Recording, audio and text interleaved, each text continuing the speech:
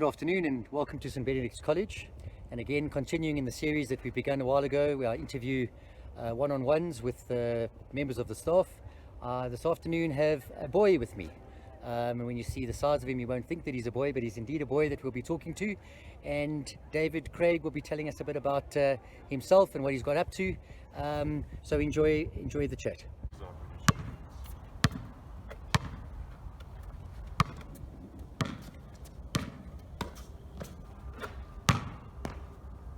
Right, and a good afternoon to David Lee Craig. Dave, welcome. How are you doing? I'm doing great, thank you. Excellent, man. The whole reason for our chat is that you're no longer St. Benedict's boy, but yet you should be with us in grade 10 at this time. Yeah. Can you tell us a bit about why it is that you're no longer at St. Benedict's? Where are you now? So right now I'm in McCarty School. That's in Chattanooga, Tennessee, in America.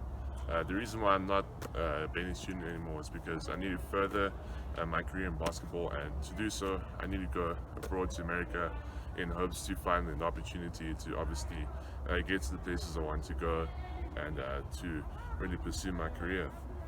David, we still see you as a Bennies boy because you spent your entire life, it's hardly an entire life. How old are you now? I just turned 17. Just turned 17. So you in the last, how many years were you here? 10 years you were here? Yeah, we arrived here when I was about to start grade R. Right. So. All right. And your time at St. Benedict's, what can you tell us about your time at St. Benedict's? My time at St. Benedict's was interesting. There was a lot of changes that happened. There was a lot of things that I discovered, and I kind of found what worked for me. You know, I miss the walk rides here because that's something that you don't really get in America. When did you leave St. Benedict's? I left St. Benedict's at the end of my grade 9 year. I found out I was going to do that while I was actually in Botswana, playing for Team South Africa. That's when I found out actually. And yeah, so I wasn't actually quite sure that I was going to spend my last day at St. Benedict's when I wrote my final exam. Dave, now I remember the young David Lee, who was not always a basketball player. You played other sports along the way. Tell us about that journey from being a rugby player, being a cricketer, and how that transpired to then being a basketballer, and where the success came from. Yeah, I started playing rugby and cricket from a very young age, about grade 1, grade 2. I really enjoyed those sports. Yes, we remember you being very good at them. Yes. Yeah, I really enjoyed those sports. You know, I always had a passion for them. I think what changed was just me as a person. I found different interests, and you know, they just kind of didn't really level to the sports that I was playing. Especially when my growth spurts started to happen. You know, started to grow taller. And when was that? It started grade 7. That's when I really started to shoot up. But yeah, it was mainly the growth spurt, which is what made me want to change my sports.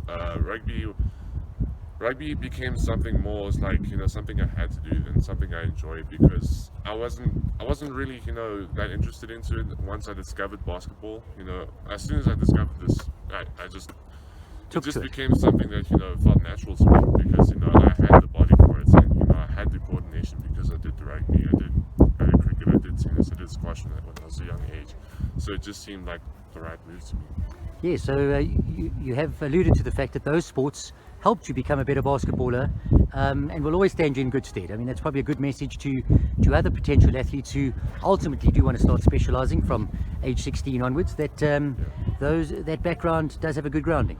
Yeah, it definitely gives you like a good foundation. But I think if you really want to be good at something, you have to specialize. Otherwise, if you don't spend that much time into it, there's going to be a lot of people that do, and then you fall behind.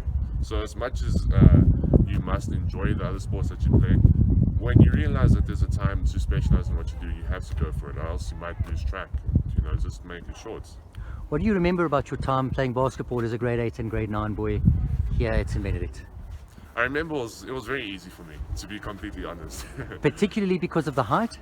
Yeah, because of my height, and also I think I spent a lot more time practicing, and I got exposed to like the fundamentals of the game much younger than everybody else did, because I had an interest for it, and because of it I was willing to learn a lot of things at a young age. So that's including with my height and my knowledge for the game. It was very easy for me, to be completely honest. There's a reason why I debuted for first team in grade 9, beginning of grade 9. So Dave, now tell us a bit about that height. How tall are you? right now I'm 2 meters 16. 2 meters 16. Yeah. What kind of growth has there been in the last little while, over the last 6 months or so? I've slowed down and I've actually stopped growing recently. Yes. But I'm very happy that I've actually slowed down, because now I'm more in the process of growing into my body, getting used to myself. So I think my growing really slowed down after the end of 2019. So going into 2020, that's kind of when I started feeling, my body a little bit more. And yeah, I think everything has come at the right time for me. Dave, tell us a little bit about the experience that you've had in Tennessee. How that came about. How is it that you ended up there? So I actually applied to the school I'm at right now, Macquarie School. I had to apply because I realized that there's not going to be many high school coaches that come to South Africa to scout people. And the only scouts that you're actually going to find is Basketball Without Borders. And even then, that's very ample opportunity. So for me, I applied, and thankfully I got through. And my experience there has been a lot of fun. I've experienced so many different things. It was a bit of a culture shock, but I think it was, at the end of the day, it was good for me. And I've just had a lot of fun because I've had so many opportunities to really get better at basketball, and also to meet a lot of new people and learn a lot of things from them. You're exposed to some wonderful coaching, I'm sure. Yeah, First and foremost, but Definitely. at the end of the day, it is a school, so you're still going through an academic program, Yes. but then a very intensive basketball program. Yes. Do you want to tell us a little bit about your program, and maybe on a day-to-day what you might be going through?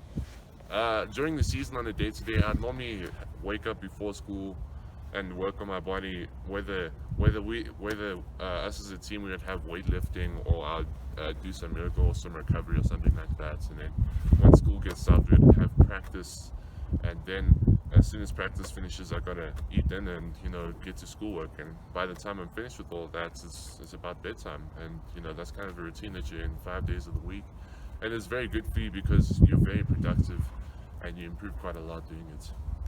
Is there a coach that's taken you under his wing, or a group of coaches? Who is it that you're working with? There's been a group of coaches. My coach at Macaulay, his name's David Conrady. He brought me into the program, and he showed me ways around the program, and yeah, he really helped me settle in. And then also my AAU coach, Coach CT, he's What's been, AU, coach? Excuse my ignorance. AAU is like off-season basketball. So you have your winter season, and then when you finish with that, you go into your AAU season. So yeah, he's just been fantastic for me. He's allowed me into his house, and he's really helped me improve my game.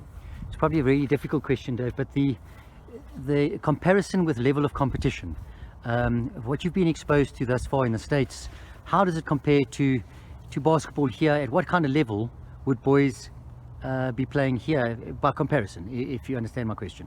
Yeah, I do.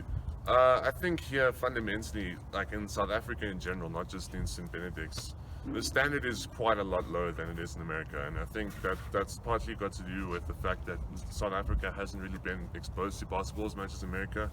I also think that it's different type of styles of coaching.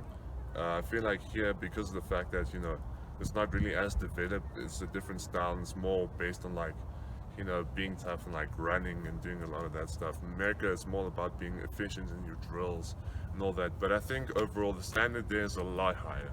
It's a lot higher, and I think South Africa needs to improve if it wants to actually develop and produce more basketball players who represent themselves in a linear stage to get a good image. But I think there's some really good coaches here who are doing a really good job in developing some of the players in the fundamentals, because they're able to identify potential when they see it.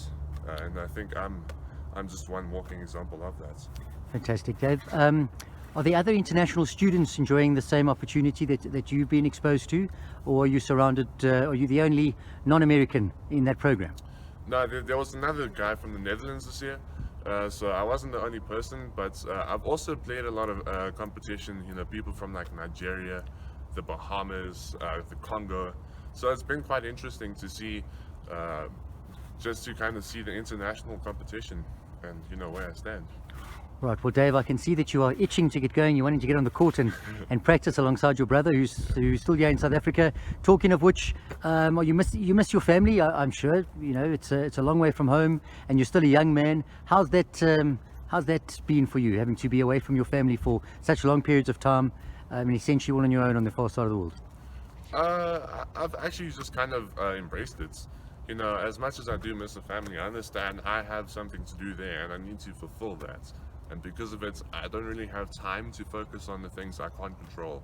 So I don't really have time to dwell upon, you know, who I'm missing and whatnot, because I understand that I'm in a position that a lot of people wish that they could be in, and because of it, I have to focus on what's important. Right, Dave. In closing, the aspirations that you might have in terms of the goals that you've set for yourself, maybe short term over the next year or two, and then possibly beyond that, if you want to close with that for us. Yeah, my goals would just be, you know, continue working hard, continue focusing on myself, get offered by some universities, and beyond that, you know, once I get to that stage, hopefully be on that platform and perform well enough to, you know, hopefully play professionally. You know, I wouldn't want to go to America and go to all these universities on offer to not try and play professionally. So. Oh, David, sounds really exciting. We wish you well, but we do hope that you'll never forget your roots and never forget St. Benedict's, and that know that we are behind you all the way. We look forward to watching your progress in the years ahead. Thank you. We wish you well. Thank you, Dave. Thank you.